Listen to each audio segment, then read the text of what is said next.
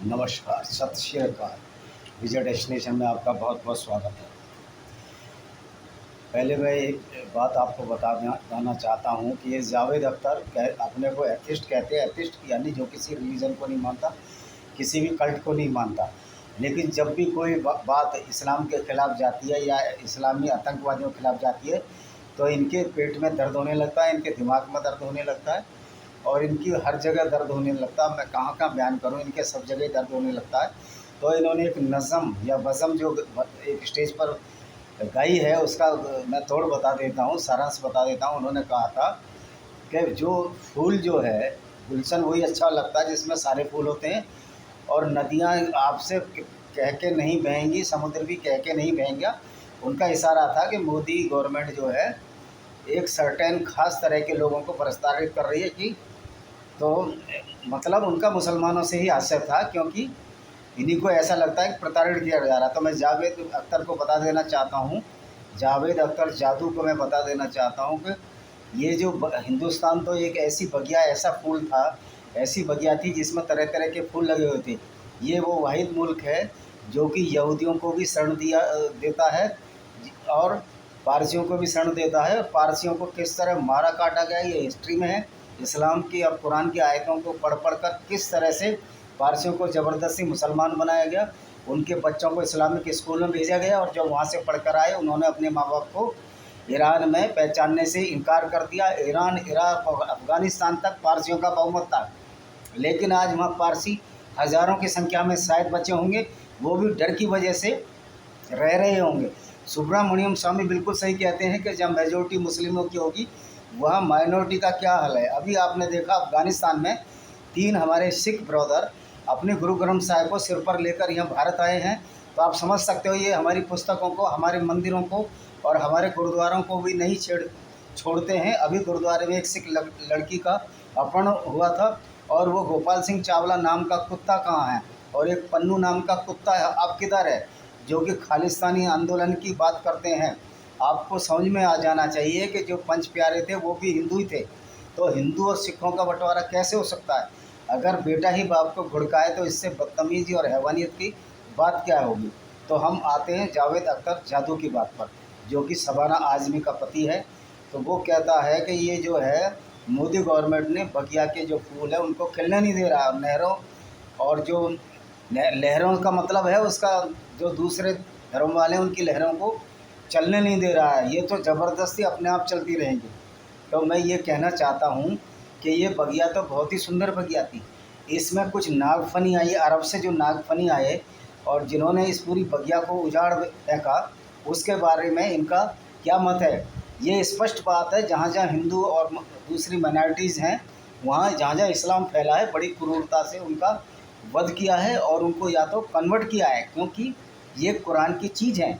जावेद अख्तर ने ये क्यों नहीं बताया कि ये जो वायरस है जो कानों के रास्ते दिमाग पर चढ़ गया है, जो अच्छे बुरे की समझ भी छोड़ गया है, तो उस वायरस के लिए कोई वैक्सीन जावेद अख्तर बता दें तो ज़्यादा अच्छा है। किसने, किस बगिया के फूल ने मंदिर तोड़े हमारे, किसने मस्जिद, किसने हमारे चर्च और गुरुद्वारों को तोड़ा, ये बिल्कुल स्पष्ट गवाह है।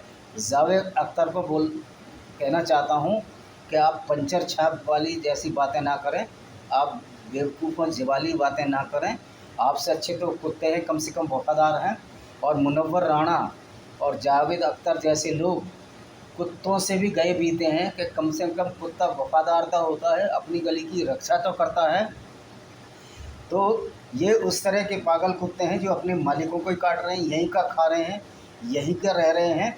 और मेरा अनुग्रह है सभियों से कि ऐसे जिहादियों की फिल्में देखना बंद करें, जो कि हमारे पैसे से, जो कि हिंदुओं के पैसे से ही पैसे कमा रहे हैं और अपने को किंग क्यून पता नहीं क्या क्या बने बैठे हैं। ये 2 कौड़ी के भांड, इनकी कोई औकात नहीं है। ये 50 और 250 की रुपये टिकट जो हम देखते हैं तब जाके इनका पैसा निकलता है। और आपको ये बता दूं, ये जो सारा पैसा हम दे रहे हैं ये भी डी कंपनी को जा रहा है।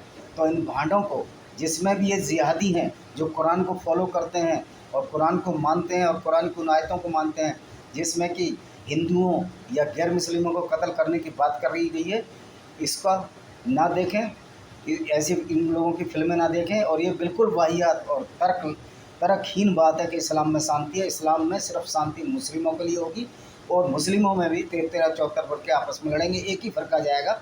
तो किस तरह की लड़ाई ये अल्लाह और उनके मोहम्मद साहब ने कराई है, इससे सबसे ज़्यादा अभी तो काफिर हो रहे हैं, उसके बाद ये आपस में मुसलमान भी आपस में लड़ेंगे और त्रसित हो जाएंगे।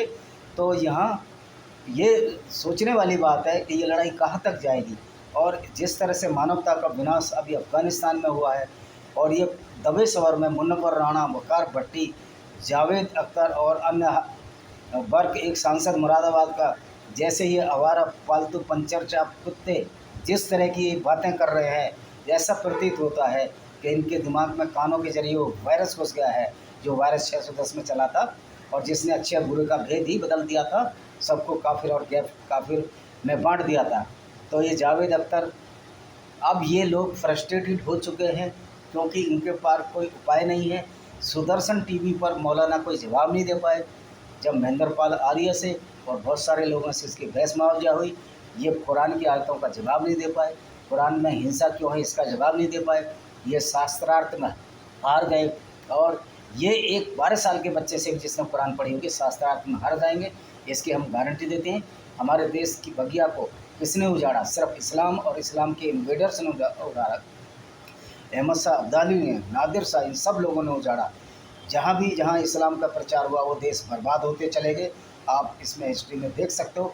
तो ऐसी क्या खासियत है इस इस्लाम में कि ये लोगों को बर्बाद कर देता है, गैर काफिरों को उनके मंदिर और उनके चर्च और गुरुद्वारों को तोड़ देता, उनकी लड़कियों को किडनैप करके अगवा कर लेता, जैसे पाकिस्तान में हो रहा है। रियल में जो हारिस सुल्तान ने जो किताब लिखी है, Islam is a curse on this earth, यानी कि इस्लाम इस ज़मीन पर एक अभिशाप है, बिल्कुल सार्थक इस बात को करती है। और इस बात की सार्थकता है कि वो किताब बिल्कुल सही समय पर लिखी गई है। हालांकि उनको भी धमकियां देते रहते हैं, जब जिनके पास तर्क नहीं होता, जब वितर्क कुतर्क करते हैं तो धमकियां ही देते हैं।